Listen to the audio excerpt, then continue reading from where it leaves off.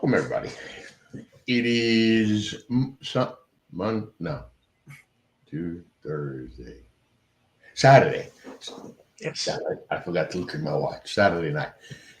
And this is the NGSC Sports Weekly, our NBA / WNBA podcast. From now on, whenever we come on the air, it's going to be an NBA / WNBA podcast. Yeah. We will never do an NBA show again that doesn't include the W. Just thought I'd bring that up. I can't argue with that. Remember the website. It is ngscsports.com, where you catch all of your current content. Log on to the website right now. Sammy Sportface having a great time with the Washington Commanders. Jaden Daniels. Yeah, Jaden Daniels doing his thing in Washington while we're trying to pay attention. Well, we're paying attention to see what this guy's doing, and that guy's doing, and how this guy's doing, how that guy's doing. Jaden Daniels is out there saying, "What's up? I'm gonna do my thing in Washington." It's got the Commanders playing great football. Mike Drakulich all over the place in Pittsburgh. We call him the Drax. He's got Steelers Dallas Cowboys game day preview. Shout out to our boy sister station. What station? We're not a station. They're a station. But shout out to the Fan 105.3 Dallas, Texas. Got a hold of me so they could get Mike Drakulich on the show the other night, so they can talk Pittsburgh Steelers with him. Of course, that's one of the Dallas Cowboy stations in Dallas. So nice clip. Good job, Mike. Jordan Rhea, the dude right here. Happy to be here. My boy. He gives us, of course, NBA Swing 2024, 25, 2020, 2024, 25 award predictions. I didn't have that on the agenda there, but we're definitely going to add that here because I want to talk. It's a little controversial, I'll tell you that. Definitely. Nothing wrong with that. Definitely. All that and more on NGSCsports.com, where we never stop. Of course, we have the crew here. He is the host of the Enhanced Sports Show, 4 to 6 p.m., meaning he just finished. 6 p.m. Saturdays. So it's Saturday now. So this is one of those times, because every time I talk about Louis' show, I tell you to hurry up and call in. Well, you don't have to hurry up because he just finished, but on Tuesday, start thinking about calling in. But of course, we're talking about Mr. Louis Tenor. Louis! Oh.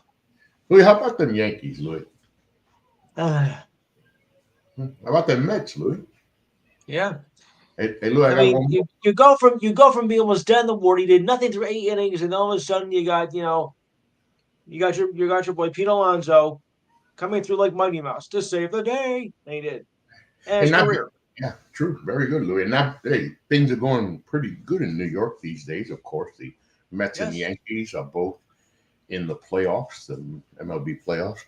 And Louis, before I get to Jordan, I have one more subtle, simple question. Yes. How about those goddamn New York Knicks, Louis? Tell me about those New York Knicks, Louis. Yeah. I mean, I think we're gonna be in pretty good shape this year. Okay, all right, we lost Jordan Randall, but hey, we got Cat. And I think it's gonna make a great asset to us. And I need a segment for that because I'm selfish, because Louis and I are diehard Knicks fans. As you see, I am currently sitting in one of the Knicks virtual executive offices, and in the background, of course, is Madison Square Garden. We bring the other co-host on, NBA writer here at NGSC Sports. I don't know about you, but he's my boy. That's for damn sure. Jordan Rhea, what up, Jay? Yeah, we got a lot to talk about, especially with those Knicks, that's for sure. It might be 3 hours, y'all. We're not sure. We know that I told my wife, she said, how long the show going to be? I said, hey, you go to bed. Because I don't know. This is one of them shows where I'm not sure how long it's going to take. Because Jordan's right. We got a lot to talk about. So we're going to get to it. Before we get to it, from NGSC Sports, everybody involved in NGSC Sports, from guys like Louis Tenor, John Doucette and myself, who had the privilege, and I've always said at our age, we've had the privilege of watching some of the greatest that have ever played every sport. Yes. May I pay a simple tribute to one of the best.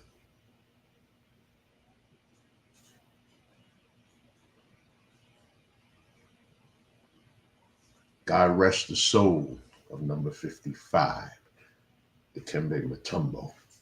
A lot of memories. When you came into the paint, well, Dikembe wasn't going to give you a free shot. No. Hi, Louis. Dikembe never gave you a free shot, Louis. Not in his house. Not in his house. And he let By you the way, know. And by the way, for the record, he was actually 58. 58 years old. 58. Jay, Brain cancer. you go down the lane, and Mutombo throws you. He just throws your shit away, right? I mean, he just like gummed you. Yeah. And then he turns to you and he goes, Yeah, "You know what I'm saying? I know this. I'm not that young. No, I know, but demoralize you. You know what I'm saying? Damn, I like this motherfucker just give me a in my face. Great memories. In case nobody knows, by the way, I'm real slow here. I gotta share this. You know how I run my mouth all the time. It's October. It is the 5th of October. And if you're an NBA fan, well, guess what time of season it is? It's basketball time. Of course, if you're a true fan of the game, basketball season never stopped. Sounds like NGSC sports. We never stopped. Basketball season never stopped because, of course, the WNBA has been playing through the spring, through the summer, the summer, the fall, and is deep now into the playoffs. We'll get to that in the final segment of the show. But first, we go with the NBA. I'm going to tell you, there's so many different aspects to this story, right? And I want to talk about it. And I want to talk about it for a minute because, you know, I have 4 children, 3 daughters and a son. My only boy, named after me. And I watched him play ball. I can't imagine. Like right now, my grandson, even better than that, my grandson plays high school football. He's a senior. This past Thursday, we go to the city to go see the game. A couple of weeks ago, my grandson told me, "Papa, you come to the game in 2 weeks?" I said, "Yeah, of course I'm going to be there." "What's up?" He said, "Okay, I'm going to give you 200. He's a running back, so I'm going to give you 200 yards. That's a bold prediction, but I mean, I'll take 200 yards. I told him, just be careful how you say it. You going to be there? I said, yeah. Okay, I'm going to give you 200. 27 carries, 236 yards, and 4 touchdowns.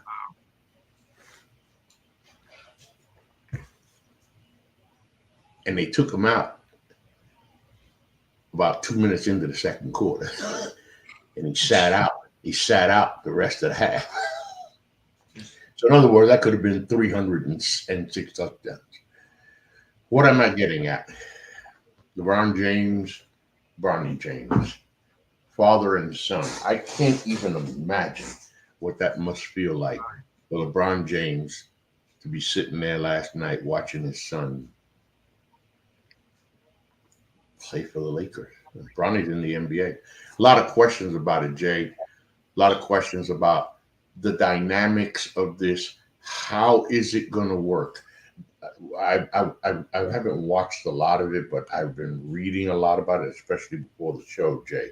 One of the things I was reading about was how it looks like Bronny and Bron have the competition, the fire between them, the competitiveness between them two is so thick that it's coming out in Laker camp practices, and it seems to be doing a good thing. Again, Mike, oh, by the way, before I let you go on a rant and give it to me, I watched the boy yesterday, man. Yesterday, but whatever it was. I watched that boy play, and I know it's preseason, and I know some of these players are going to ride the bench more than they're going to play. But I watched that boy last year, and the boy I seen the other day was not the kid that played a year at USC. He looked more like an NBA player. Jay, the dynamics of it. What does it mean? JJ Reddick is not a coach. I don't even know how to go there, but go on, Jay, hit it. Right. So kind of just looking at, Bron and Bronny, you could definitely see, as you mentioned, like that competition and just the play. I think they played last night against the Timberwolves. And, he didn't do much on the offensive end, but on the defensive end, he was actually pretty good. He got several blocks, and he's not a huge guy, but he definitely is NBA ready, more off the bench, as you mentioned. I don't see him getting a lot of minutes, even with his father on the team, but you can definitely see the growth there from USC. And it's definitely going to be, a media spectacle going into the regular season and everything, but it's not as bad as it appears. For me, Louis, and I go to what Jordan said right there because it's true. Though not big. First of all, that's what I should have said that I missed. It wasn't so, but he only had 2 points. 1 rebound, 1 assist, I think. 3 block shots. The defense looked good. His intensity looked good. As even when he didn't make the shot, he looked good driving the lane on. He may have had a couple of drives to the basket that he looked good at. But Louis, it's just that I like I've been saying all along, I worry about the pressure on this kid, how he's going to handle it, how LeBron is going to handle it, because Jordan just said it. It's not like, this is a star in the making. He really should. No, he should be in the G League right now. So absolutely, he is not star material. I mean, I will give him credit for coming back from his injury, from his serious injury last year. So he's lucky to still be playing, but he is definitely not NBA material. Not right now. I mean, he's gonna spend the majority of the season in the G League. If he's lucky, maybe he'll get in the NBA by towards the end of the season and maybe play with dear old dad. But other than that, no, he is not star caliber NBA quality. Yeah, I was wondering, Jay. So he has to make the roster, right? I mean, because he's LeBron's son, right? Yeah, it's what's going to happen, But like I said, there's a lot of potential. Now, I talked a lot about how it could affect him in a negative way, and you got to think about that because he's young. The pressure. He's not just playing with his daddy in the NBA. His daddy's LeBron James, man. One of the GOATs. And the kid's got to know in his heart he's never going to live up. Never. And this is one of them times you don't have, I don't think so. Let me say this the right way. Oh, really? You would think that this is one of those times, Jay, that there's no way this kid could live up to what his dad is, because it's just one of those rare instances where your daddy's not just a professional basketball player. He's just one of the greatest to ever do it. Yeah. But, Jay, if this boy is going to be better than his daddy, I hope I stay alive for 20 more years to watch it. Yeah, no, I mean, there's potential there. I think when it comes down to it, I think he'll be a really good role player in the league. That's still a while away. That's about it. It's just going to be, and then for LeBron, yeah. But let's not forget, it's about winning.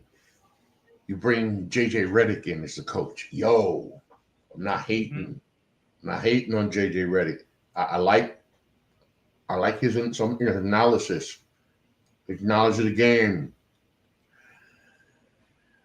Jay, but a head coach, I'm like, I can see JJ being, one of those kind of coaches that, a lot of players would like, but it's a very questionable move for a LeBron James-led team when he's probably got 2, maybe 3 years left at most in the league, and the focus is a championship.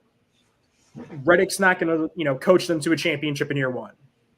In year two, it's possible, I guess, but that's still a bit of a stretch. But we all know kind of how that decision was made. But, we'll have to wait and see what Reddick does as coach.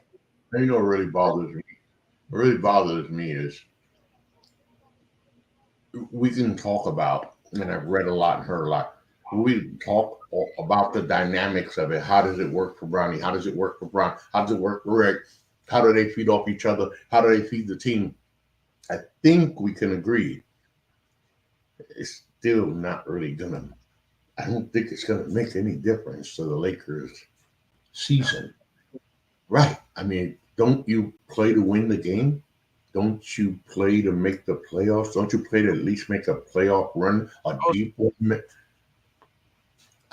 Louis. So it's all, to me, it's like LeBron James has basically accepted I'm not ever going to win a title again, so I'll just have fun playing with my kids for the last couple of years. That's what it sounds like.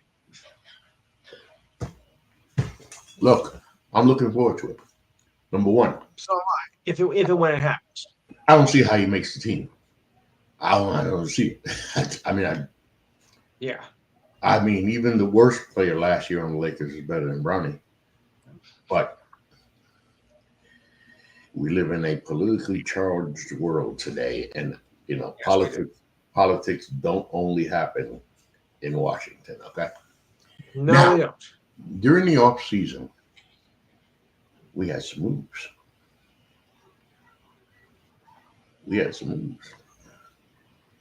Paul George to the 76ers. I'm a Knicks fan, right? So, Louis, I'm going to go to you first. As Knicks fans, we watched Joel Embiid average 35 points a game against the Knicks last year in the playoffs on one leg. One leg. He only played with one leg. Yeah. Let's just call the truth, tell truth where truth is. Joel Embiid played the NBA playoffs last year with 2 arms, 1 head, and 1 leg. That's it. And he averaged 35 points a game. Tyrese Maxey, somebody took the button. Somebody found the button on Tyrese Maxey and just they hit the on and then they taped it and let it. The boy is good. Then you add Paul George. Celtics win the title. We'll talk about the Knicks in a minute. We'll talk about the Celtics as well soon. But does this take Philly over the top? What is your feelings when you thought about the trade, you heard about the trade, and going into this season, how you feel, Louis? What does it do for Philly? Well, I think if Philly gets a step up, I don't know if it's going to be, a title contender. I mean, I think they still got some work to do, but they're going to be, I think fairly competitive in the East. I mean, there's been a lot of, trade moves this season, right up until this past week. The Knicks guy, of course, we got Karl Anthony Towns, and he can be a welcome addition to the Knicks too. So it's really going to be a competitive Eastern Conference, especially in our division with these trades being moved. Yeah. Philly's got. I mean, the Sixers. Yeah, they're going to be up there, but I don't think they're. I think they might still be like a year or two away from being like a title contender. And my case, hope is longer. Right. And of course, Jay, I was going to say the elephant. Yeah, the elephant in the room, because the elephant in the room, right, is hard to miss. So you got the trio: Maxey, Embiid, George. Problem with that, and when you say it that way, I got a squad. Who's your squad? I got 3 to start my squad. Who's your 3? Paul George, Joel Embiid, Tyrese Maxey. You saying, damn, dude got a bomb squad. Only one problem, actually 2. You got 2 guys out of the 3, and this is what kills Philly's season. They can't stay healthy, Jay. They can't stay healthy. They can't stay healthy. Yeah, and I'm going to take a slightly different approach from Louis, and that's kind of what I'm going to focus on. Maxey, great player, most improved. He's an all-star, great third option. But then you got Paul George, you got Joel Embiid. You maybe got 50 to 60 games at most guaranteed for both of them in the regular season. Injuries happen. It's happened pretty much every season for the last decade for both guys. And, you've seen what Paul George can do in the playoffs. You've seen what Embiid can do. But I don't feel they're a true legitimate contender. Yes, they're in championship contention, but this is a team that I could see maybe getting to the second round, but that's kind of where they fizzle out. And a lot of that has to do with injury. And that's it right there. Because if the Philadelphia 76ers know that Embiid, George, and Maxey, of course, but Embiid and George could give them 65, 70, 72 games, more importantly, together, because they could play 55 games apiece, but, they could only play 22 together, right? Because that's how the season goes along. Yeah. But if the 76ers, if those two guys stay healthy, and of course Maxey stay healthy, and they all do what they're capable of doing, hey, the 76ers got a chance to make a run. Joel Embiid is a damn monster. This is a guy who better scare you. 35 points a game in the playoffs on one leg. I thank God that Joel Embiid only had one leg last year, because if he didn't, we would have been eliminated a round earlier. I mean, right. That's just the fact. So it's going to be real interesting. Klay Thompson.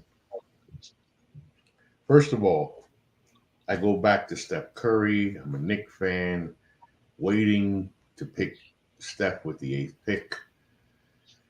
And the Golden State Warriors take him with the 7th pick. I want to welcome everybody that's joining us. If you got comments, guys, give us comments, questions, refute anything we say. That put me in my place, but come on, join the show. And, it was such a beauty to watch Steph grow. Steph, of course, and he is the Golden State Warriors, and rightfully so, gets most of all the attention. But then Klay, that shot, man, when that shot was on, holy shit, man, that's one of the deadliest shots I ever seen in my life, man. And this guy just got this trigger, bam, bam, bam, from everywhere and anywhere. And then he got hurt. It's been a rough ride for Klay, and you knew it was coming, and it came. He's gone. He's gone to Dallas. Wow. We just finished talking about 3 guys, Jay. Now we're going to talk about 3 more.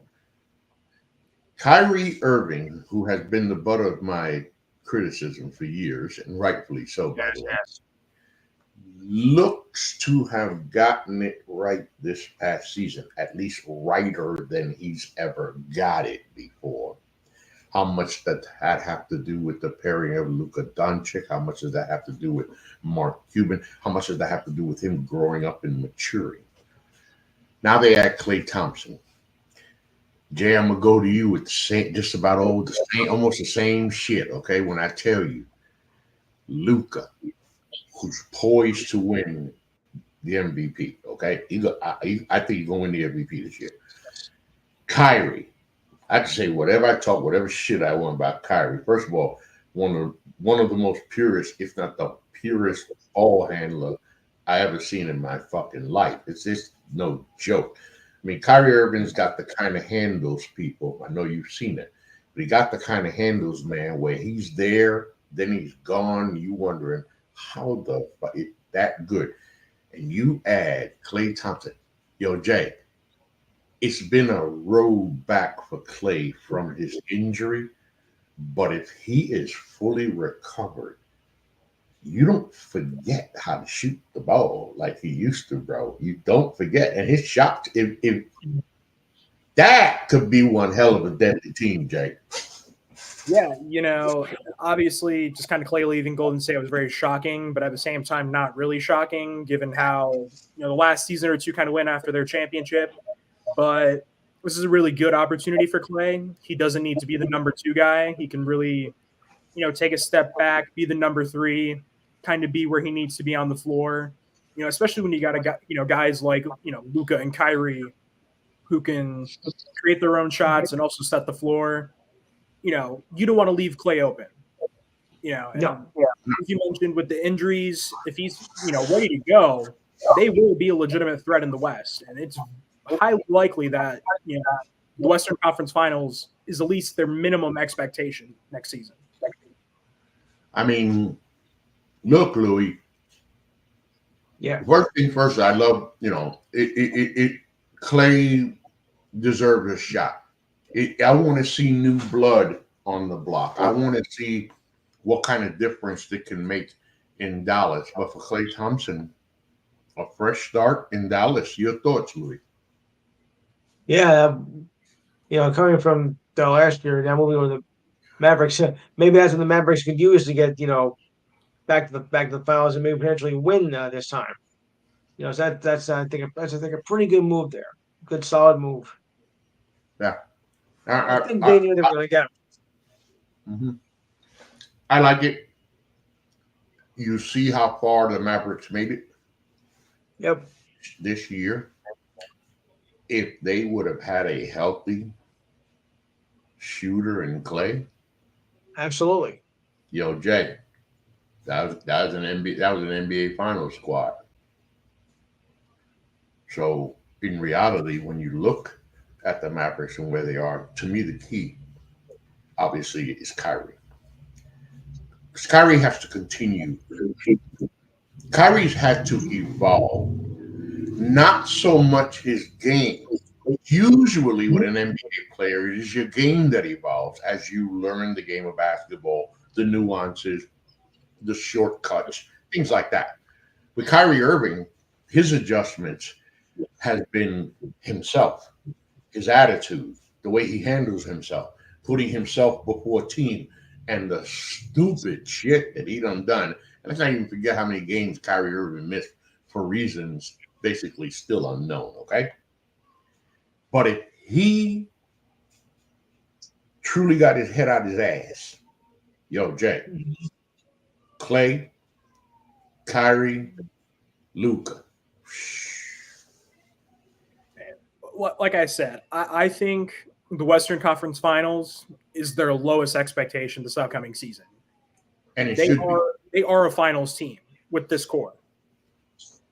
So, can I give another three names? Since we're doing the three-name route, and because the NBA has turned itself into a Big Three league. Oh no, there is a league called Big Three already, right? Yeah, get it back. Okay, so whatever. Let me give you three more names. DeRozan, De'Aaron Fox, Yep. Domantas Sabonis. The Sacramento Kings knew three the hard way. Yo, Jay, I'm going to say this. First of all, I love Sabonis. Man, I at one point I was like, man, I would love to have Sabonis in New York. I thought it was going to happen, and it never did. De'Aaron Fox, boy, that boy, man, that young boy can just hoop. He's impressed me because expectations, he didn't. I don't think he lived up to them initially, but he gets better every single year. And DeMar DeRozan, look, man, it's your boy, man, over in Chi-Town. You know what I'm saying? I mean, he's a hooper. Jay, what you think about this trio? Yeah, kind of looking at DeMar real quick, just as a Bulls fan, the last 3 years, I mean, he was the MVP of the team. He was the guy that, Billy went to when the Bulls were down. They pretty much depended on him for wins. He really kind of evolved his game from his little short stint in San Antonio and kind of also took a step back at the same time.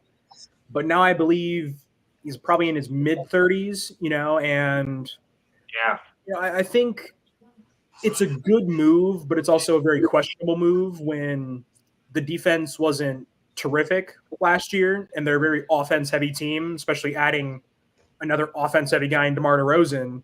And I believe they won 48 games in the 22-23 season to make the playoffs and were the third seed. They won 46 games last season and lost in the playoffs. So it's a very stacked Western Conference. And is DeMar DeRozan going to make them a championship contender? Honestly, no.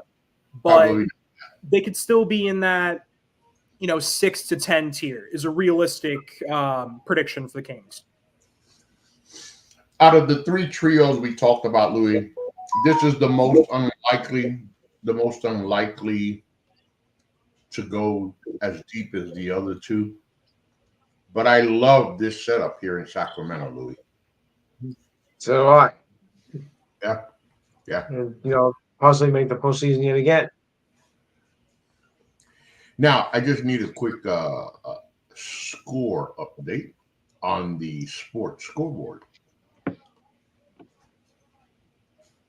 Down goes Frazier. Down goes Frazier. In Philadelphia, the Philadelphia Phillies have gotten their asses handed to them by the New York Mets. Meet the Mets. Oh, that means the Mets have now taken a 1-0 lead with heroics in the 8th inning as once again the Met bats come alive.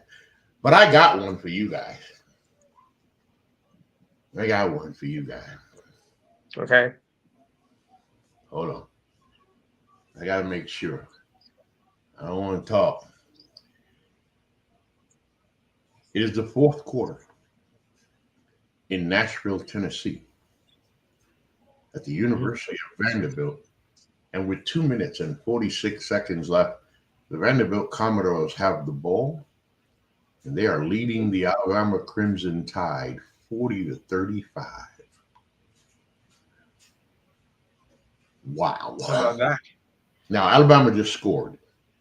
So Vanderbilt now has to figure out how to hold the football for 2.5 minutes. I don't know if they can, but if Vanderbilt beats Alabama, it's going to be a lot of noise on West End Avenue. That'll be the upset of the century. A lot of noise. Okay, boys.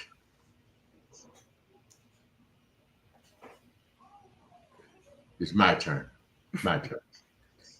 Oh, that's not supposed to be a ticker. Hold on.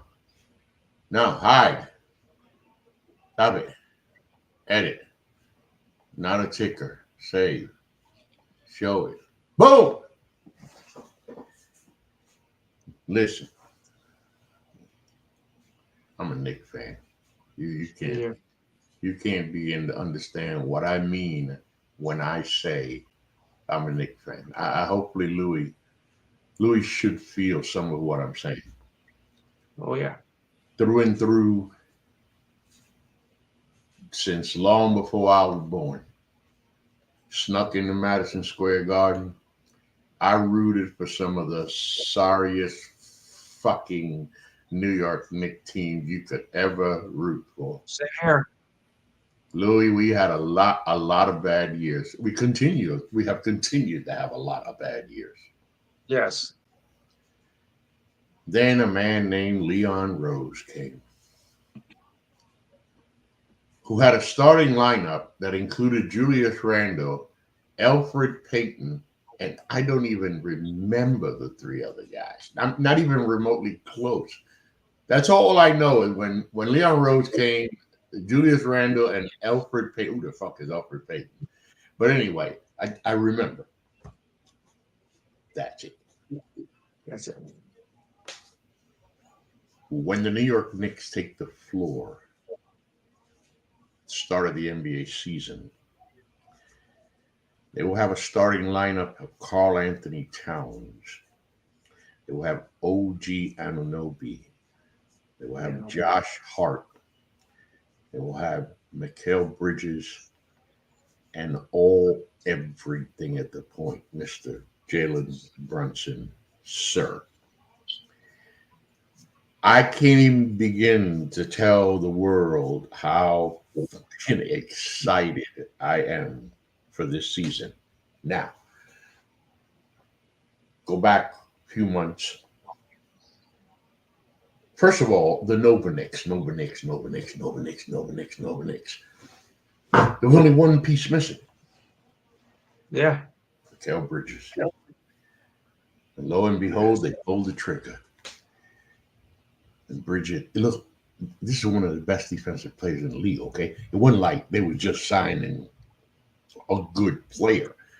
This is what basketball aficionados call a lockdown defensive player. He don't fuck around. He don't play. He's on my team now. And just with the acquisition of Bridges, I'm going fucking nuts. Randall. By the way, somebody do something with somebody get rid of the center. I don't even want to. I can't even say his fucking name. I'm not even going to say his name. Just get rid of him, okay? Yeah. Isaiah Hartenstein, thank you so much for what you did. But when we get Bridges, Louis, I'm at the tip of the sky, Louis. I'm like, holy crap, man. This is a good team, right? And we've been watching this over the last 5 years, little by little by little by little. Leon Rose putting this team together. And then I don't know what happened. I know that it caught me by surprise. And I looked at my phone, because I always look at my phone, right? I kind of looked at my phone. I put it down. The fuck? I mean, I stopped just like that. I said, the fuck? Mm-hmm. I grabbed my phone again and went back. Knicks acquire Karl Anthony Towns. What the hell? So obviously the trade, Charlotte being involved for compensation purposes to make the money part of it work out. Of course, because we have the apron levels now in the NBA. But the Knicks give up basically Julius Randle, Dante DiVincenzo for Karl Anthony Towns. Louis, I'm not going to be stupid enough to start screaming NBA championship. But I will say this, Louis, as I turn it over to you to tell me your feelings about what our team has done. The fucking Boston Celtics, boy, they better watch their asses, Louis, because we're coming. Talk to me, Louis. Yeah, Celtics, it's going to be a challenge this year for the Celtics. I mean, these acquisitions, New York is going to be a serious challenge to the Celtics this year. So you all better watch out. You're not going to have a chance to repeat so easily.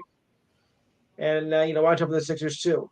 Like I said at the beginning, it's going to be a very tough division this year in the Atlantic Conference. And the thing, Jay, and the thing with the move,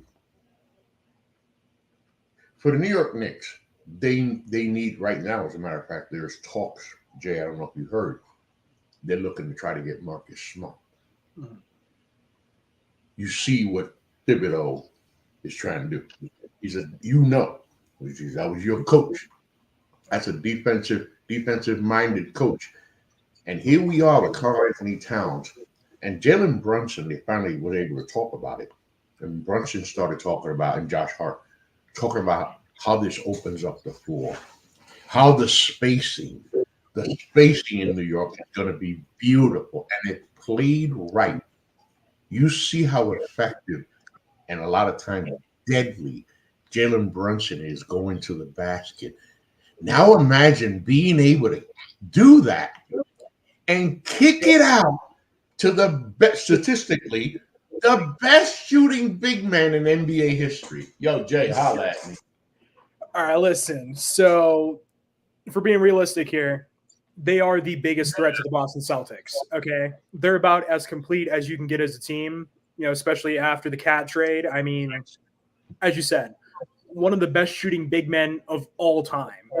You add Mikal Bridges, one of the best lockdown defenders in the league.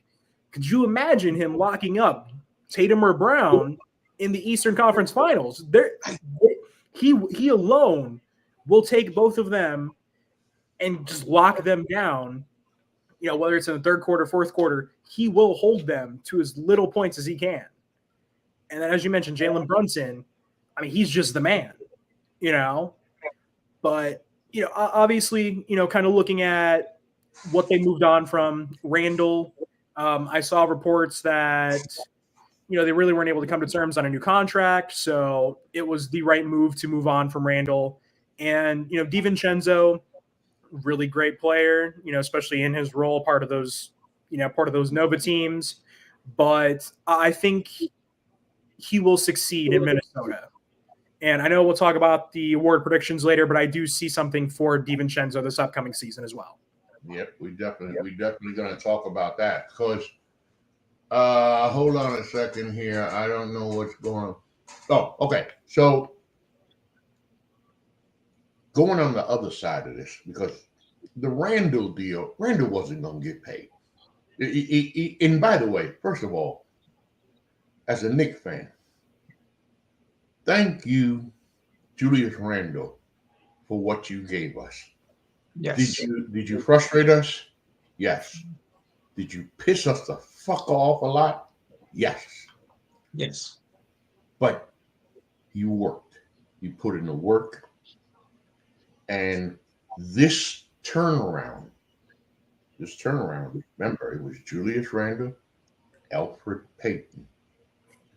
He was there when this started, and he helped to get us where we are now. So a lot of props to Julius Randle. As far as Randle's concerned, he wasn't going to get paid. I think now, at least in Minnesota obviously, now given the keys to Anthony Edwards to the team, I think that is rightfully so as well. And I think it's going to be a good fit. DiVincenzo is going to be great for them to have him coming off the bench. So I think it works good for both teams. I don't think neither of those teams get anything in the neighborhood of an A or something for a grade.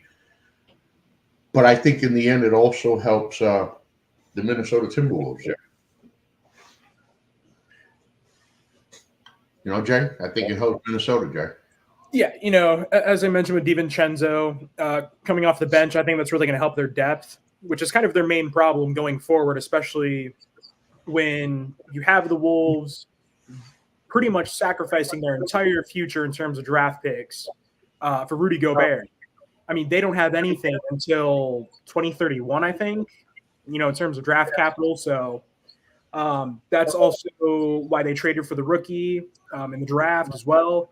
But they got an aging veteran like Mike Conley at the point. DiVincenzo is going to get more minutes than he would in New York. And at some point, he may take over, that starting spot. Or Ant may move to the one and DiVincenzo starts at the two. Right. But for the future, it's a really good move.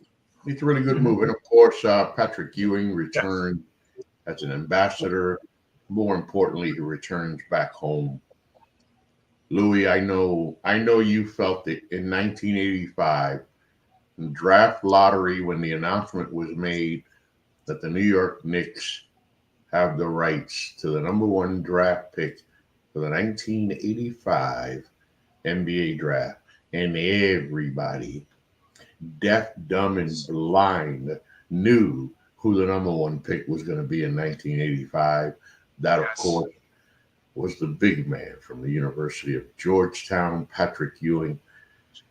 Number 33. We didn't win a title, man. We didn't win a title during those years, but God, that was so much fun, Louis. We couldn't have won in 94. Thanks a lot, Starks. Yeah. Gentlemen, I'm about to give you a down goes Frazier in a minute, but it's just nice to have Ewing back home. All right, he's not a coach. I know he's tried it, but you're not a coach, Pat. Maybe they'll get you in the front office somewhere. But welcome back home to Patrick Ewing.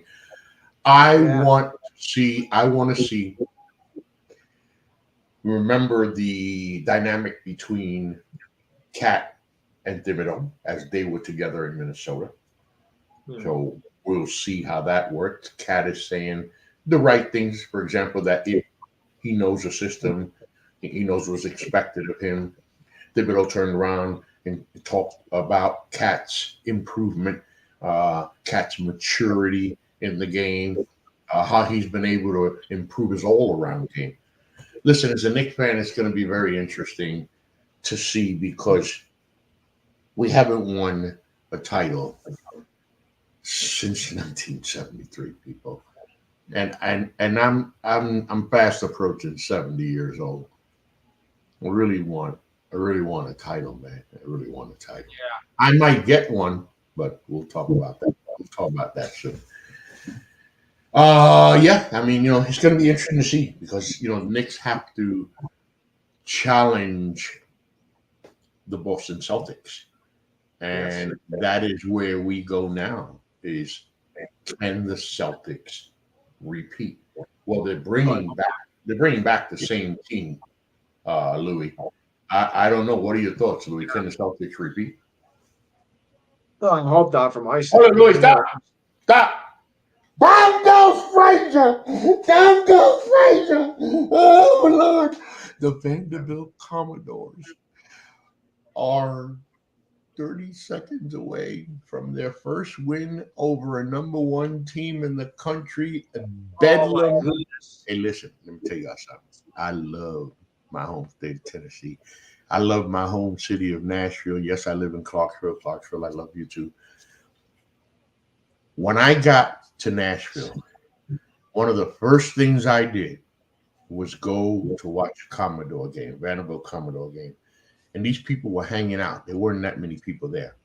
And Jay, they wasn't paying attention to the game. So I finally asked somebody, y'all not watching the I'm looking around like, it ain't just the people next to me. It's everywhere. Y'all not watching the fucking game. What's going on? So I asked, what's going on? He said, you're not from here, are you? I could hear you tell your accent. I said, no. What does that have to do with anything? He said, well, you don't understand. Understand what? Commodores suck. They never win. We don't ever win. So we come to support our team, but we're not going to win. The Vanderbilt Commodores just beat the fucking Alabama Crimson Tide, people. Bedlam has ensued in Nashville, Tennessee. And I wish I was there right now because, boy, oh, wow. With apologies to my co-host, Steve Davidson. Sorry, Steve. Man. Anyway, Jay, Jaylen Brown and company, you got to give it to them.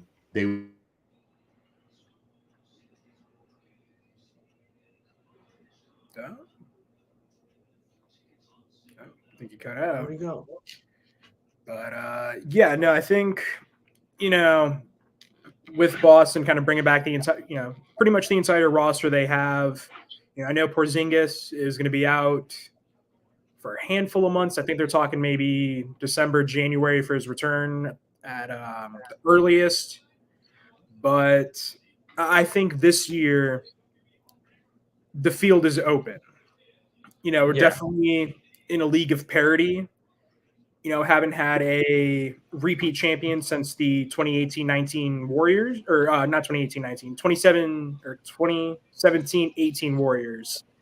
So, we've had a different champion every year, and there are just too many threats to the Celtics this season.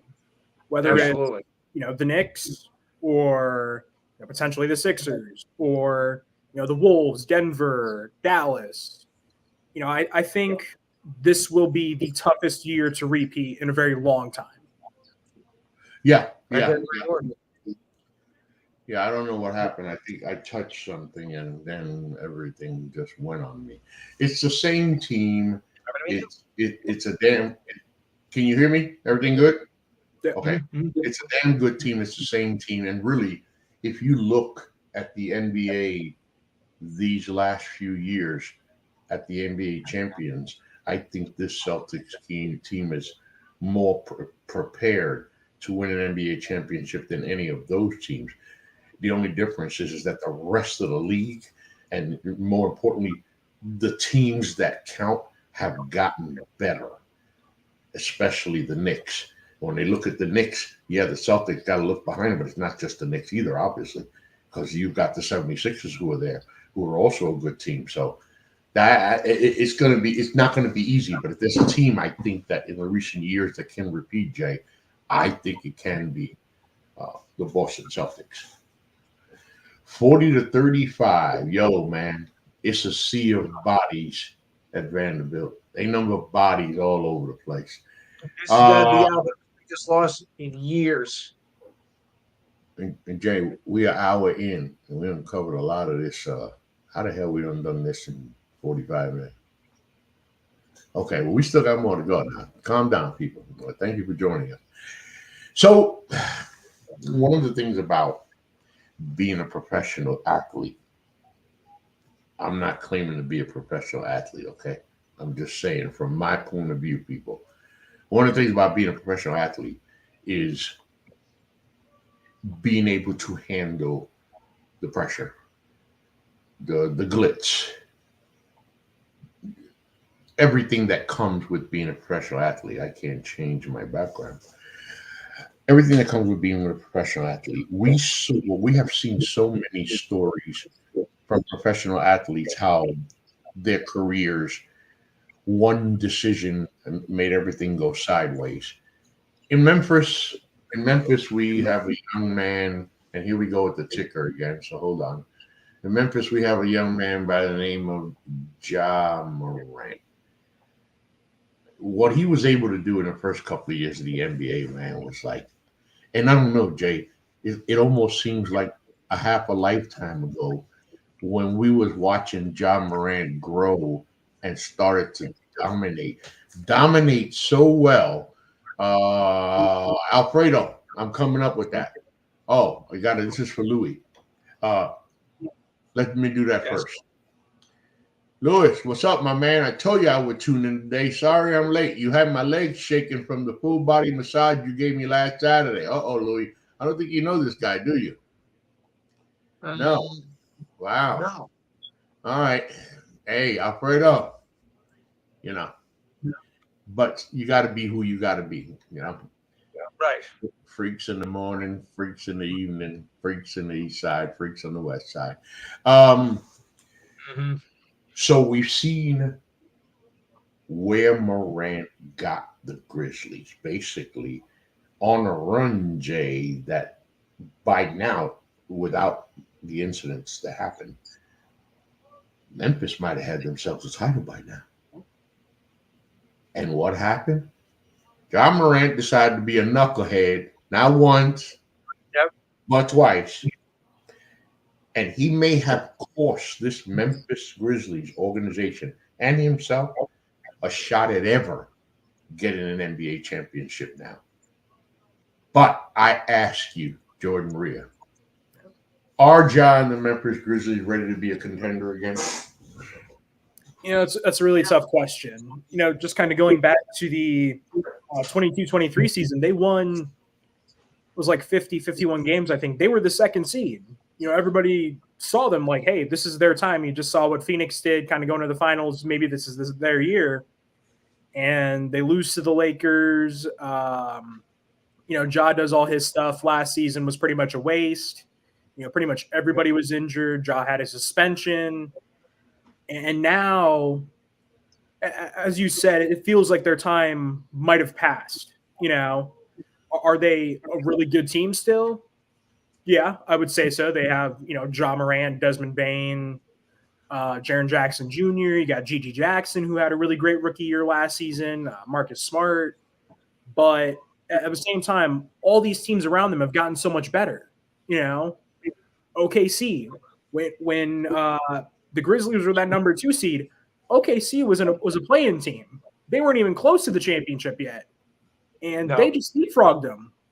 And now, you know, OKC, Denver, Minnesota, Dallas, you know, Golden State Warriors, New Orleans Pelicans, they've all, you know, made some additions, but it really doesn't feel like Memphis belongs in championship contention right now. And as you mentioned, maybe not again for a while. And you brought up the other team, by the way. Damn it. You just said it. There was another addition there in the offseason in the West that you just mentioned. A team. I cannot believe. Hold on. God, I hate when I do this crap. Give me a second. Yeah. The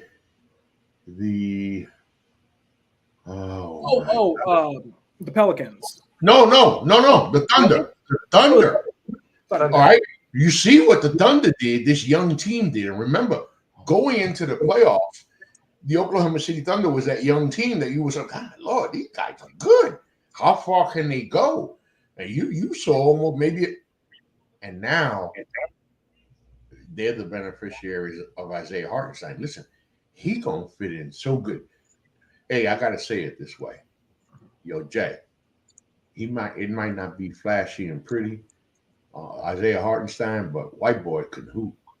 Listen, real quick though, do not count out Alex Caruso.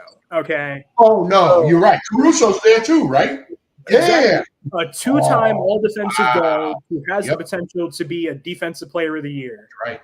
Adding him to that team, they are a legitimate threat from They both sides of the court. They got a three-headed monster with 4 players, basically. Yeah. Right. Because you can't take Caruso and make him a piece. Bless you, Louis. You can't take Caruso and but no, you're right. Oh my God, man. Yeah, that's a squad to contend. All those rookie contracts are paying off. Yeah. Wow. That's a good one, man. I like that. Hey, here's a question, y'all. Remember Giannis Antetokounmpo and the Bucks, and they won the NBA championship, Louis, and they looked like they were about to take the NBA by storm, win a couple of titles, and all of a sudden, I don't mean it the way it sounds, but it almost feels like Giannis and the Bucks have become irrelevant, Louis. Yeah, they sure have. I mean, wasn't that long ago they were the champions, and now they're that complete 360. I mean, Giannis, is supposed to, carry them to multiple titles, and Chris Middleton, they were the star players, and last year they didn't step up, and I think year before that they were like ousted in the first round. So we have seen, a fall from the top to the bottom in just a relatively short time. Yeah. And I think the window has closed. Jay, I mean, it's the Bucks. It's Giannis. So you would think, how does a window close when you have a player like that there? But he doesn't have a lot of players to complement him now. No, he doesn't. And if you look at the roster as a whole, it's a very old roster.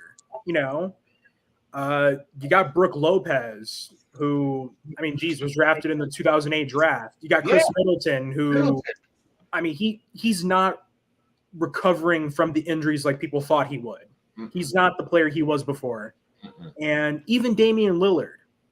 Yeah, he's a top 75 player of all time, but he hasn't been Portland Dame. There were reports that he was kind of struggling to adjust or was unhappy in Milwaukee last season, and you could really feel that at times. And they really didn't make any additions this offseason. I think Gary Trent Jr. is maybe their kind of big signing. But it doesn't add too much. No. But at this time, I think the window's closed. And if they don't make the second round this, come the playoffs, something big is going to happen. Somebody's going to get moved. Yeah.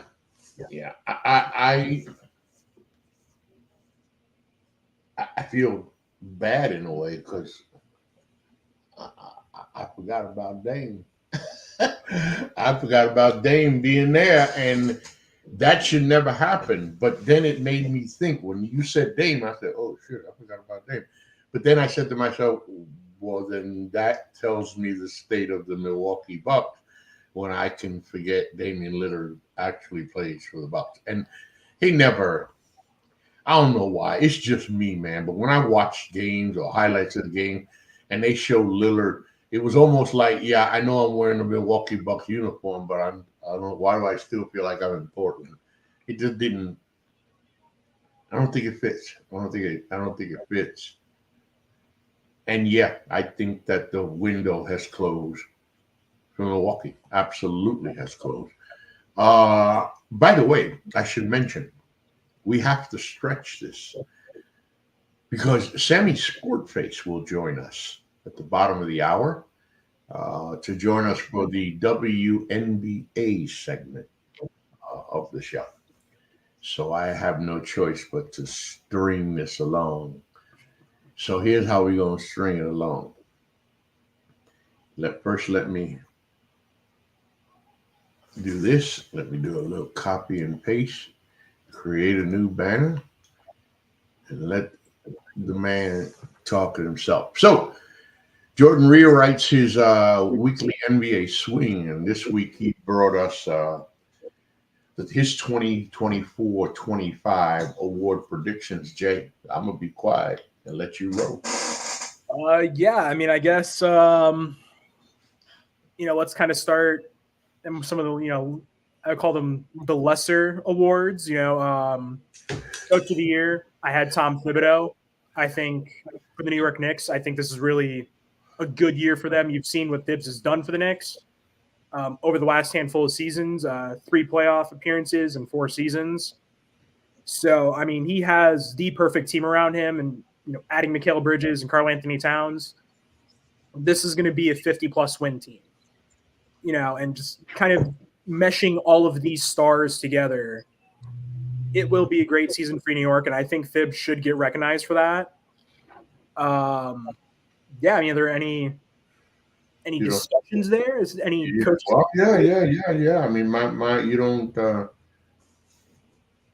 see JJ Ray getting a couple of legs. No. I mean, obviously, yes. For number one, you're not going to get an argument out of me as far as Thibs being Coach of the Year. Question, of course, there's always that dark horse. We don't know who that dark horse might be. If Oklahoma City can have a great year, they could be looking at the Coach of the Year. But I see where you're going, because the question right now for Thibs is not, do you have talent?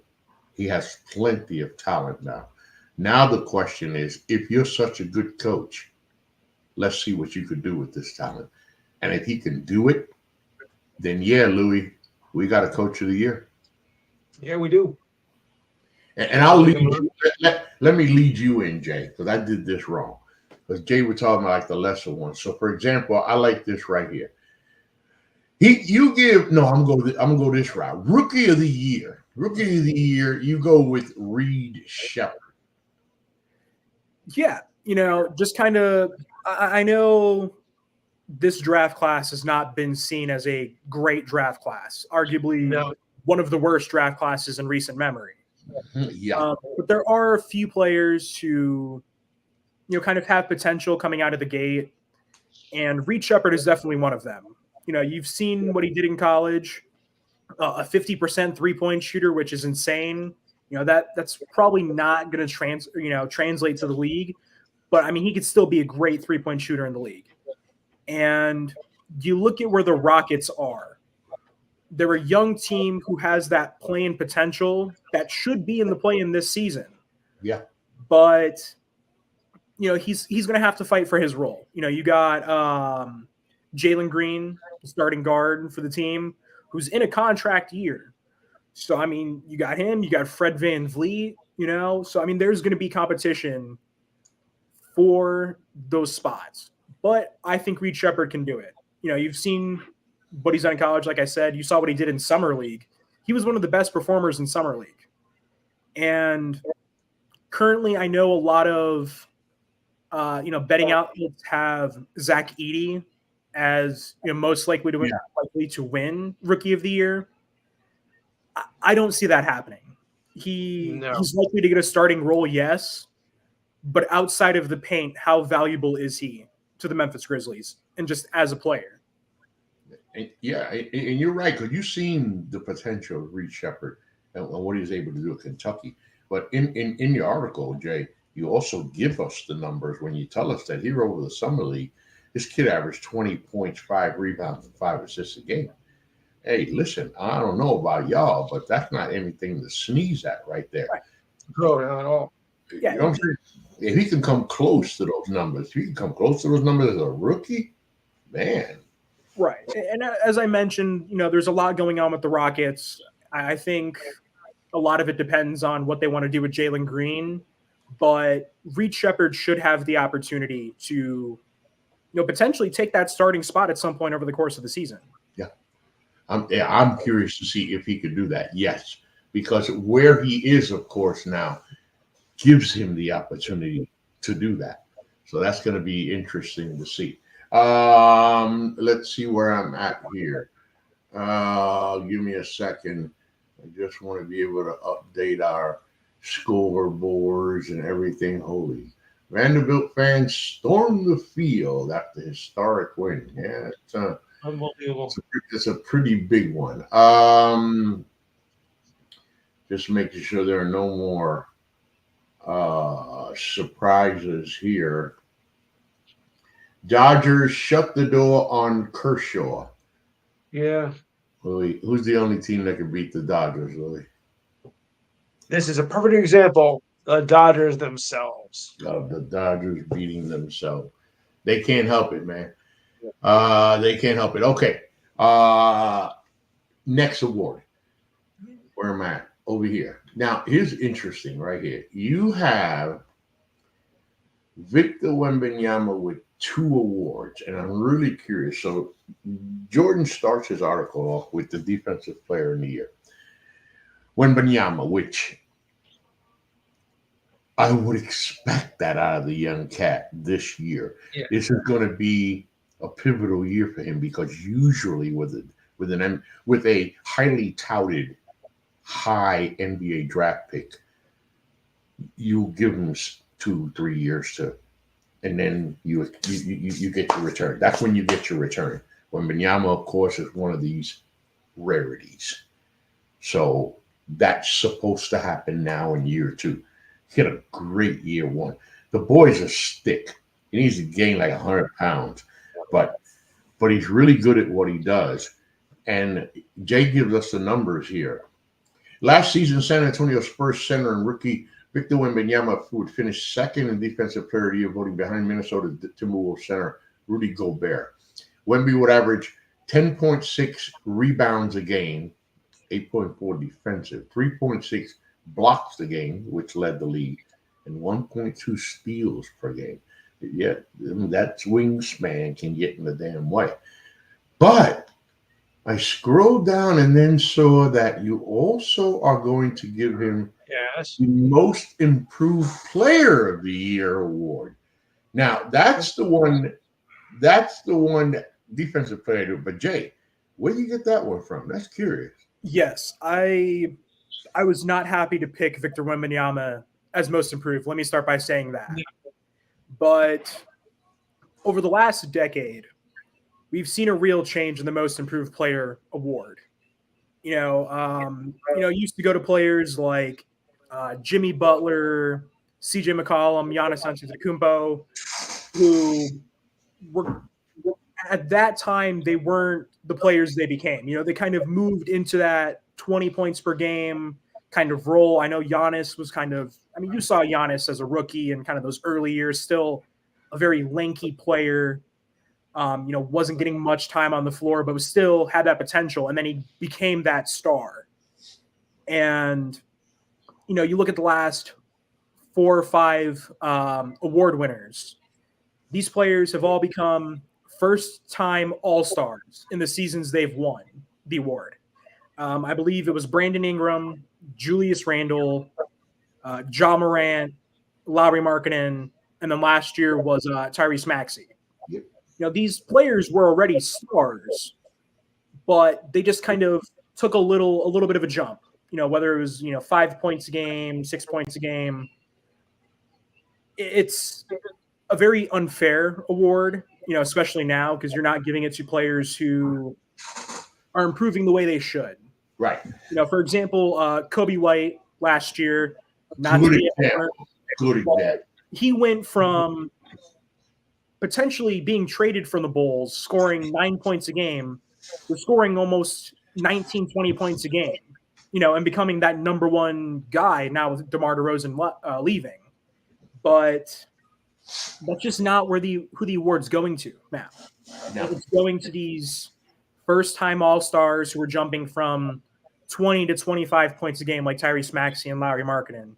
So with what I see the Spurs doing this season, adding Chris Paul is huge. I mean, you want the perfect pick and roll guy for Wembanyama. It is Chris Paul. It is the point god himself. Yep. So I easily see him jumping up to 25, 26 points a game and being, maybe top 10, top 15 scorer in the league. So, while it's controversial, it's just how the league is now. So, and it doesn't end. And it doesn't end there, because he then gives us, I don't know, Louis. I'm sorry, Louis.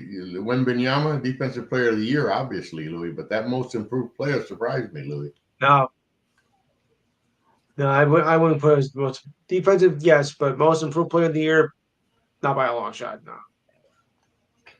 And then I like this one. And you're right. This was one of those articles that it was fun editing. It's always fun editing Jay's stuff. But in this case, it was kind of like I had to stop. Like, huh? Sixth Man of the Year, Ante DiVincenzo. Interesting choice, Jay. It's funny. Yeah. I had this article kind of in my mind for a couple weeks. And when I started on the six-man talk, DiVincenzo was still on the Knicks. And Right. he was still my choice for sixth man of the year. I thought the potential was there. But with Minnesota, there is a lot more opportunity than with the Knicks.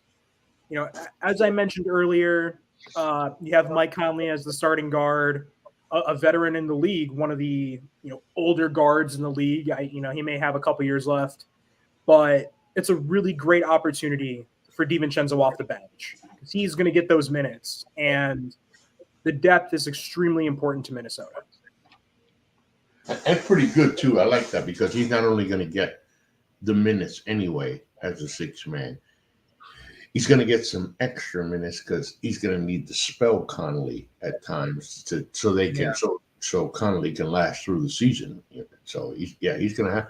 I like that. I do like that. I do like that. I mean, it does make sense, and you see his improvement.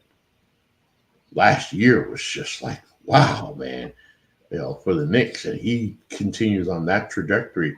I like that. Last one, but not least, which I'm not going to argue at all. I can't argue this one. Shai Gilgeous-Alexander, clutch player of the year.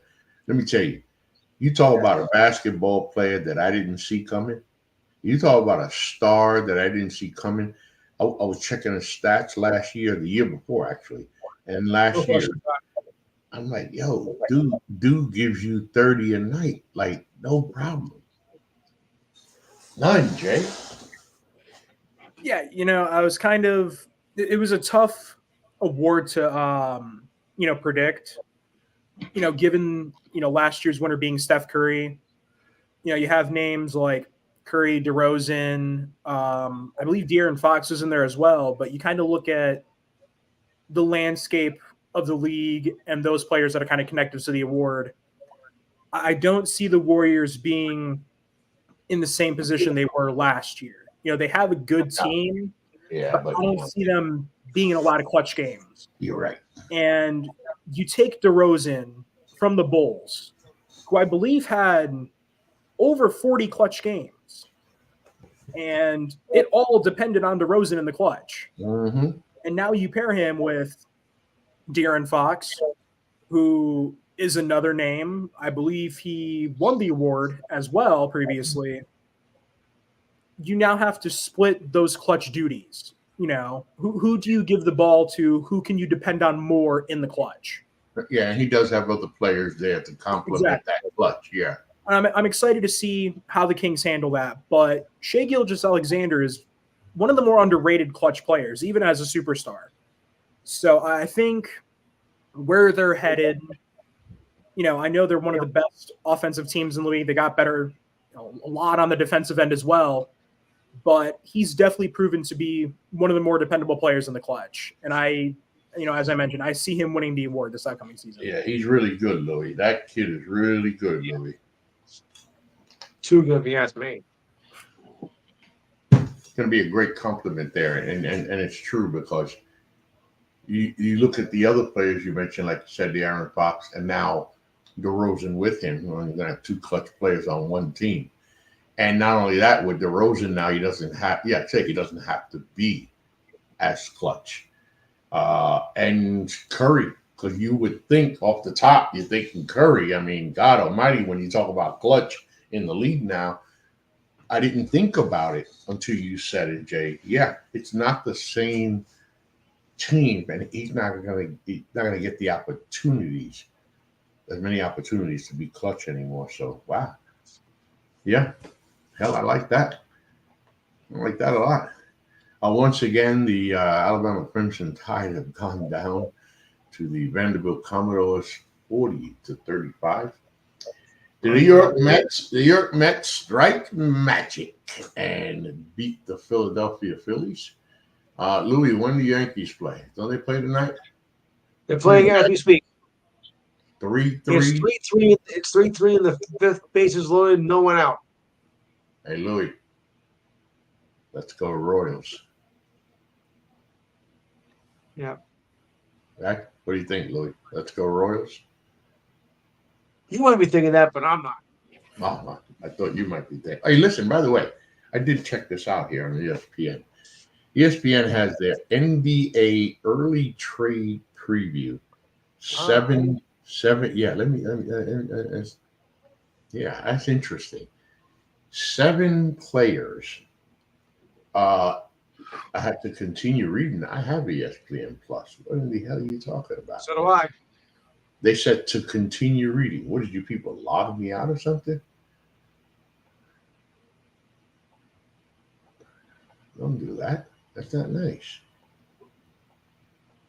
I didn't know I was logged out. I'm over here like, wait a minute. What do you mean I can't read this stuff? What are you, stupid?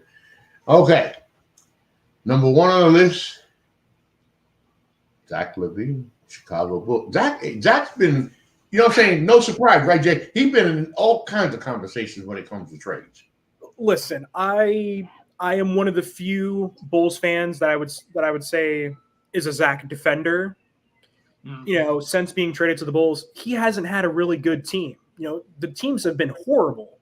You know, excluding that 21-22 team with a healthy Lonzo Ball, but he's just the scapegoat now for that team. And yeah, his contract's not great, but it was what he earned at the time. But you know, it's going to be a season of rehabbing, you know, his performance and just kind of showing the other 29 teams that, hey, this is a guy who, you know, as a third star on your team, you win a championship, you know, if it's the right fit. But, you know, teams like the Warriors were mentioned before, the Lakers were mentioned, of course, the Clippers, the Nuggets.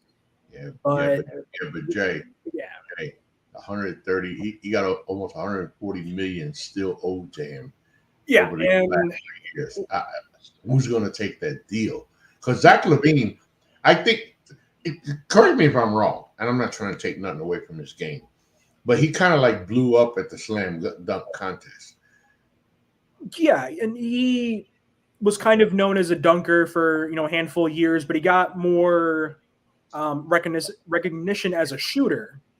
And I mean, the dude's got, you know, a great stroke with the ball, you know, a great 3-point shooter. I mean, he's another clutch player when you need him to be. But last season was probably the worst season possible for him. And it's not just the play, but off the court as well, everything with clutch, it just made him look really bad. But, you know, as you mentioned, it all comes down to the money. And with the second apron, it'll be a very hard contract. It's going to be a hard contract, man. Yeah. I mean, I don't see teams wanting anything to do with that. And then Kyle Kuzma, the guy who thinks for some reason that he's just God's gift to the NBA. I don't. And by the way, going back to LaVine real quick, you're right. So he signed the contract. A lot is expected of him. The Bulls didn't surround him with enough. And you're right. He's become a scapegoat over there. But the Bulls are they're looking to just get rid of this guy. It's like, damn. Right, and it's clear they're going into a rebuild. Whether they want to publicly admit that or not. So, I mean, the key is to rehab LaVine to trade him, but it's just not looking like it's going to happen. No. Cameron Johnson is another interesting name here from the Nets. You know, this guy's a good option. He averages 40%, I believe, over his 5 years in the NBA from three-point range. He's a good defender, a good perimeter shooter. He could fit somewhere. I wonder, several teams probably would part ways with assets, particularly now that Mikal Bridges is a Knick. Yeah, you have to wonder if the Knicks. Speaking of the Nets. Yeah. What the hell's the boy name again? Ben Simmons. Ugh. Has anybody? I ain't heard nothing. Have I missed something about Ben Simmons? Nothing. I think they said he's in the best shape he's been in. You got your classic in the gym shirtless video where he's shooting threes with nobody defending him. So I can still shoot threes. I can still shoot threes, especially with nobody defending me. Yeah. I just don't know how to have that much expectation. I mean, this guy was being touted. I mean, forget touted. He was supposed to be something special, Jay. Yeah, they were calling him like the next LeBron, and clearly not. You know, that just it goes back to that one play in the 2021 Eastern Conference semifinal. Yeah, and define him for life. Yeah. Define him for life. But, he will never he will never shake that. But if I'm the Brooklyn Nets this season, if I'm management, just looking at where we are, I'm doing a fire sale. Absolutely. Do it now. Yeah. I mean, they're projected to be one of the worst teams in the league. And if you want Cooper Flag, get rid of anybody who's giving you a chance of winning a game. Yeah. Right. And what about Cooper Flag, man? I mean, I can't stand when people start all this hype. Hold on. The boy's a college basketball player. I understand he's good, but I was like, hold on. Oh, Lord, all this damn hype, man. Right. Because often they don't live up to it. Yeah, it's hard to live up to it. I mean, look at the guy we were just talking about, Ben Simmons.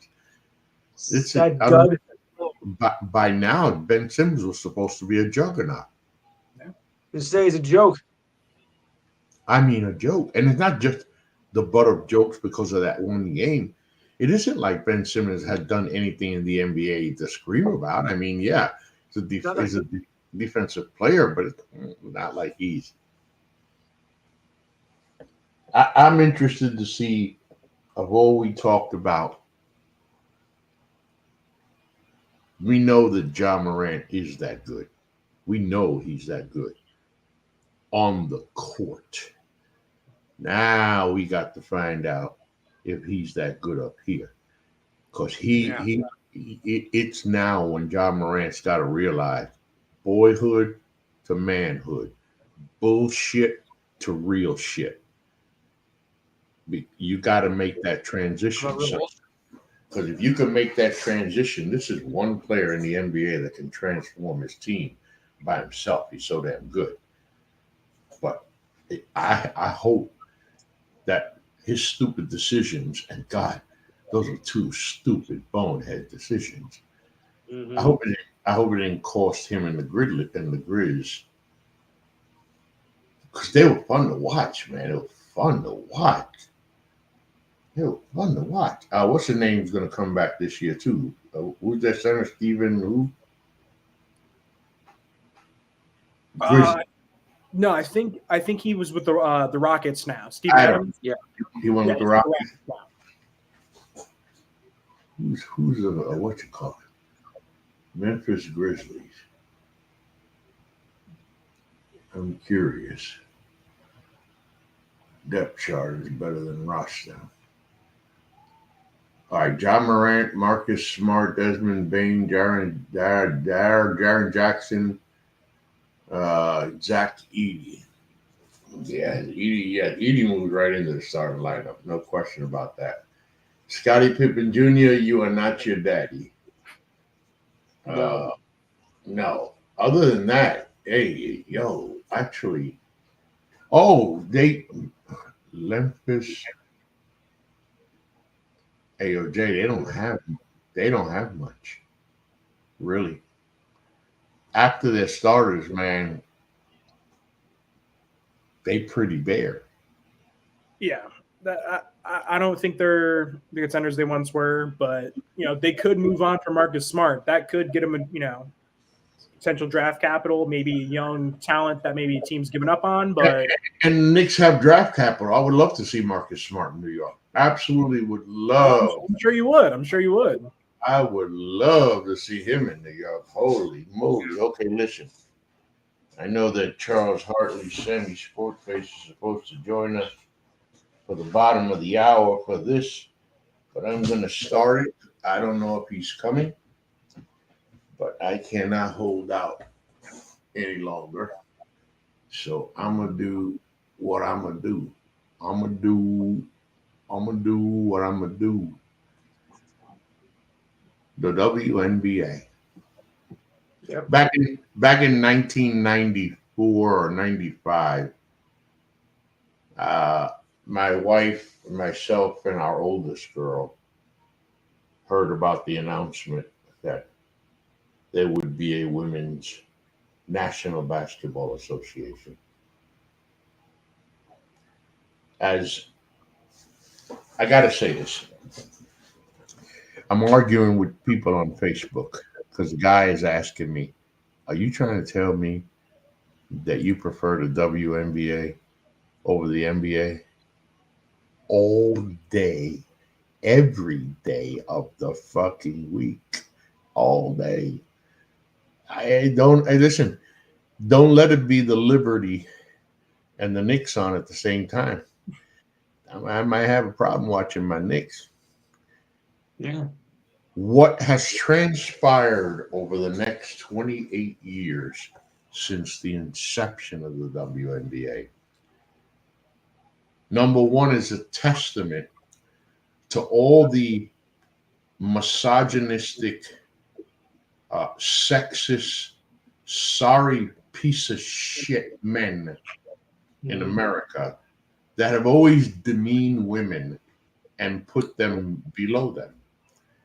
So women have had to continue, like minorities, have continued to have to fight a fight in America that they never really should have had that. They shouldn't have had to fight it.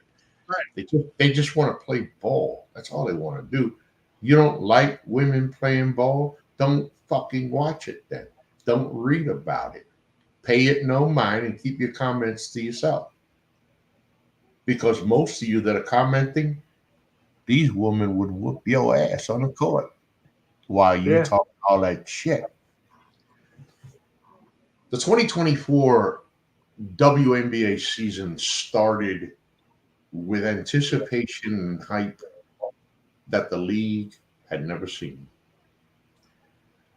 It was a season that was starting on the heels of the greatest, as far as ratings and attention, the greatest women's college basketball season ever. And as much as brothers and sisters don't want to hear it, a lot of it has to do with a young woman named Caitlin Clark. Yes. Mind you, love me some Bayou Barbie. Couldn't stand her ass in college sometimes with the way she handled herself. But Angel Reese, wow. But I'm going to start with the obvious. When the WNBA season started, there was a lot of criticism of Caitlin Clark, the Indiana Fever, a lot of jealousy among players, but more so about the game. I always say a player's game, for example, in football, high school's played on Friday, college on Saturday, NFL on Sunday. For a football player, his Friday game must translate to Sunday. into Saturday. And then in turn, their Saturday game must translate to Sunday to make the advancement from high school to college to pros. For Caitlin Clark, she found out, number one, she was a target. And she found out that this league was not playing with her. And they knocked her ass down so much that first month, man. I thought there was going to be a warrant taken out somewhere. Yeah. But I told my daughter, my oldest girl, has been an Indiana Fever fan because of Tamika Catchings. We're big Tennessee Lady Vols fans here. We follow our Lady Vols everywhere. So she followed Tamika to Indiana. Last year, we went to a couple of Fever games at the Gainbridge Fieldhouse. And there were some people there. Now everybody's there. The Indiana Fever sold out at the beginning of the season. They literally sold out every damn ticket in the house before the season ever started. And Caitlin Clark started figuring out how to play professional basketball. And Angel Reese started to figure out how to play professional basketball. And Rakia Jackson started to figure out how to play WNBA basketball. And all of a sudden, oh, by the way, in case you didn't know this, folks, Asia Wilson is the best women's basketball player on the fucking planet. Yo, Jay. Yeah. Yo, this girl's a monster. She is.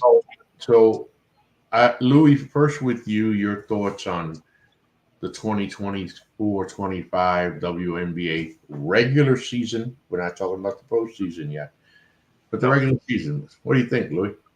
Regular season has taken I think not just the basketball by storm, but the whole sports world by storm. I mean, with Kayla, of course, and Sabrina with the Liberty, and Reese who got the rebound title and the Best Player of the Year. I mean, this has been quite a lineup. I mean, I don't think anybody would have expected the league to go through the roof with this crop of talent, but it has. It has taken all of us, or even people who didn't even watch the NBA, to pay attention to the WNBA season. It has exceeded well beyond anybody's expectations, including mine. Yeah. And even though Caitlin didn't win, she took people to a new high level of interest, for the sport of basketball, men's and women's. And if she keeps up the way she's going, it'll only continue. Of course, now that she's out of the playoffs, people have turned off of it, but still, it's still doing reasonably well. Which is wrong. By God, if you're a basketball fan, you're supposed to watch, okay? And great points you brought up, Louis. The other thing I was going to bring up, many storylines this year in the WNBA as well. We may have watched the final game of the GOAT of women's basketball, period. None other than Diana Taurasi. Yo, Jay, your girl can hoop. She's the GOAT, man. She's been doing. She got 6 gold medals, man. She's been playing in the Olympics, man, for 25 years, dude. Right. I mean, she is arguably the GOAT of the WNBA and women's basketball. Yes. And she's gone on to inspire these players like Caitlin Clark. So if this is her last season, we saw, how the Mercury season ended. Wasn't the best, but she will, easily go out as one of the best. She's absolutely a Hall of Famer. I think she might be that kind of player who, moves into a different role, whether it's maybe coaching or, some sort of assistant role. I don't think she would truly step away from basketball. Yeah, it's been a hell of a career to watch.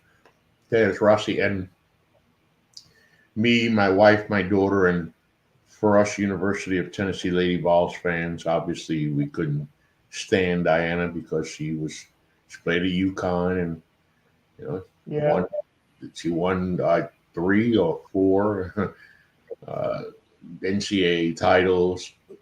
But to watch Diana Taurasi through the year, I mean, I tell people, man, I've been so lucky, so lucky to see the greatest in sports. And Diana Taurasi, man,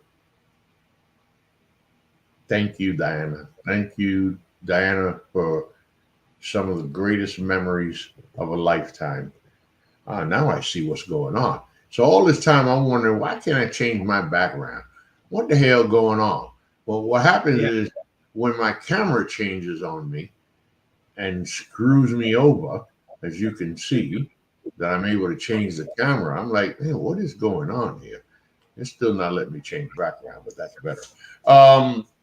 But yeah, it's been a great season. And now, of course, the WNBA finds itself in the WNBA playoffs. Final Four, the Minnesota Lynx and the Connecticut Sun. Minnesota currently leads 2-1. Let me tell you about the Minnesota Lynx.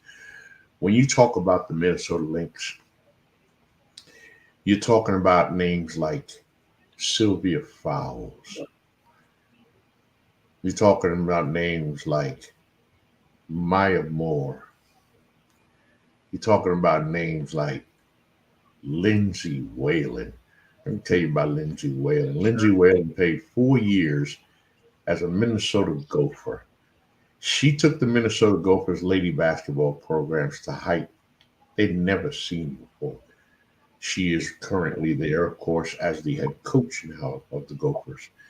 She came to the WNBA, and her game was so true. I mean, yes, you had Sylvia Fowles. Yes, you had Maya Moore and others. But, man, Lindsay Whalen was so good. So good that the Minnesota Lynx are one of the dynasties in the history of the WNBA. But they fell off in recent years. Yes. Somehow this year, this Minnesota Lynx team, because I'm deep into the WNBA.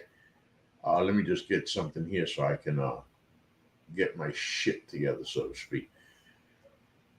And this year, the likes of Nafisha Collier, who is basically one of the premier players in the WNBA, but then Kayla McBride and Courtney Williams. First of all, Kayla McBride, it just can flat out hoop.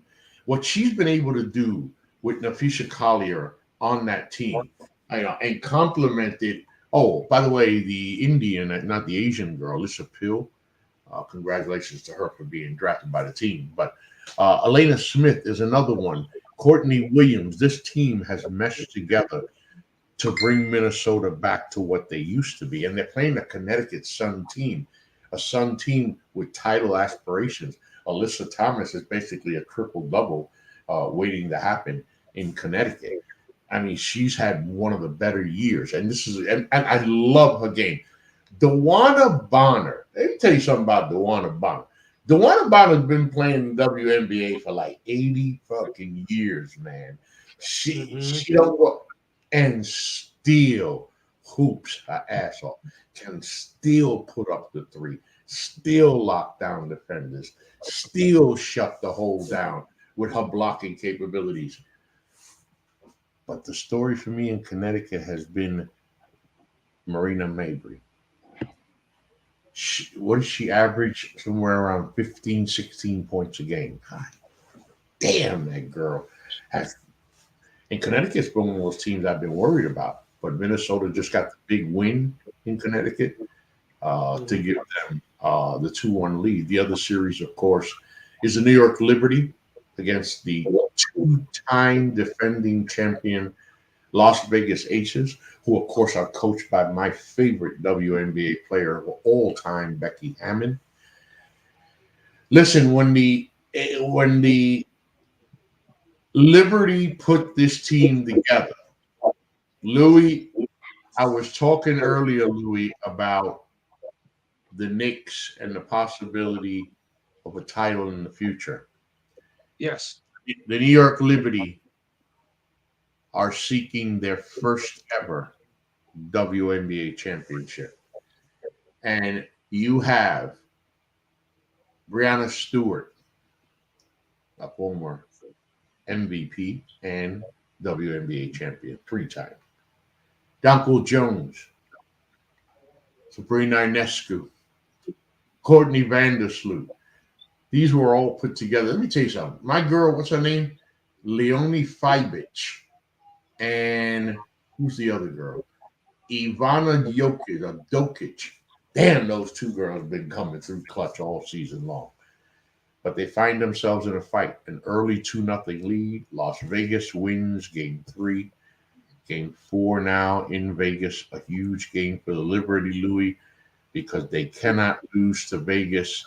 They don't want to take a chance of going back. If there's any team that you need to be scared of, and that's Las Vegas and A'ja Wilson. So, Louis, we're close. We're close to getting a team to win a title finally in the Garden. Yeah. I mean, they could have done it last night, but the Aces, just came up with their own weapon, and now they made it to a series.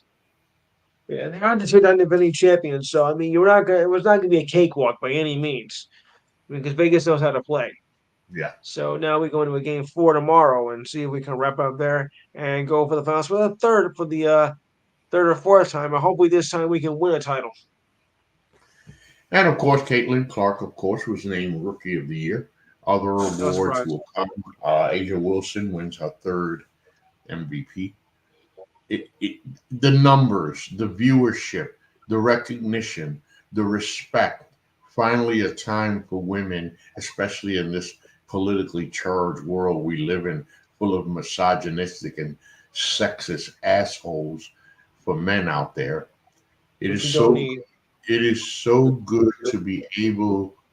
It's so good to be able to see these women finally taking center stage and getting the praise and the attention they deserve. In 2026, the new contract CBA takes over. What that is going to do is essentially triple salaries in the WNBA. And it will be a regular thing now for players, these women, to make $1 million or more. Let's hope. Because if I got to go overseas to play while the NBA players are making some, come on, man, that's not fair. That's just not fair. Not at all. And we get to that point of the show where I come to Louie and I say, Louie, after a long, great show, final thoughts. Yeah, because like you were saying, before the WNBA and their brief rival, the NBL, whatever it was back in the mid-90s, women didn't really have much of a chance to play, in the U.S. They had to go to Europe and other countries, and that wasn't right because we didn't get a chance to see, good women's talent over here. And it had to until 1996 or 97 to get these players over here to show, that women's basketball could be just as competitive as in the regular NBA.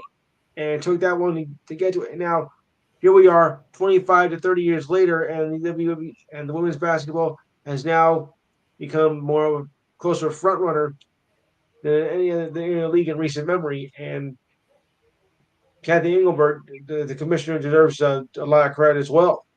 Yeah, very true. Thank you, Commissioner. Jay, final thoughts. Just kind of looking at the state of both leagues, I think we're going to have an interesting 24-25 NBA season. There's a lot of changes, a lot of big storylines. Free agency, there's going to be a lot of talk about free agency during the year with some pretty big stars, kind of rumored to be on the move, like Jimmy Butler, maybe Kevin Durant. You never know. Mm-hmm. But there's definitely going to be a lot of talking points during the year. And in terms of the WNBA season, it was a great year. It's going to be a year where people look back and say, this is where they went to the next level. You mentioned Caitlin Clark, what an amazing player she is in just a rookie season. She's only going to get better. But you take a look at, next year, you're going to have the Caitlin Clark before Caitlin Clark and Paige Beckers, who's going to be ready for the 2025 draft.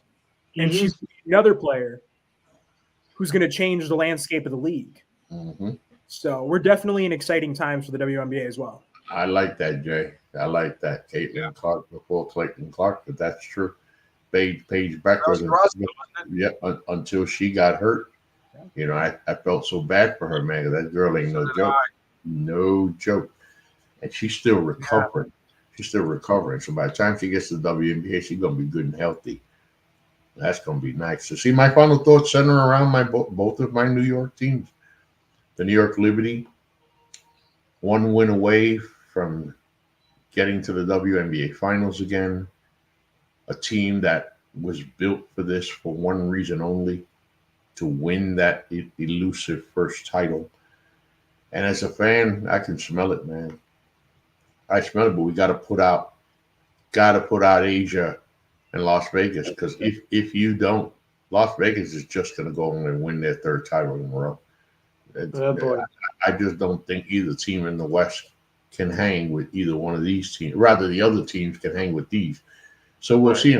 For my New York Knicks, what can I say? God, I never forget the '94 season. John Starks, man. I couldn't. And then Pat Riley, when they asked Pat Riley, well, why did you keep up with John Starks? Well, I mean, he's one of the guys that brought us here. Motherfucker, he might have brought you there, but he wasn't dancing that night. No. He wasn't dancing that night. He's falling over his own fucking feet. It cost us a damn championship. And Mr. Jumper. Mega. Watching Ewing and Larry Johnson, and the rest of these guys, it was so much fun. So much fun watching that team. And Louis knows, as a Knicks fan, it's been your whole life, Louis. It's been your whole life, waiting as a Knicks fan to win the title. Last time they won a title, I was 10 years old. I was only 3. And here we are. I'm not saying title. I'm not the kind of guy who goes talking title and making all kinds of predictions. I'm just saying that, damn, with this team right here, with the right coach that we have, I'll take it up. Man. Celtics, Knicks, Eastern Conference Finals. That ought to be really good. That ought to be really, really good. Thank you for joining us. This is the NGSC Sports Weekly, the NBA WNBA podcast. Remember the website, it is NGSCsports.com. You catch all of your current content. I'll be back with the boys on Sunday. We got to do a baseball show this Sunday, as the baseball playoffs are hot, heavy, and hard. So enjoy all that, and we'll be back. The NBA season's coming, so we're going to be back. We don't have a regular night yet.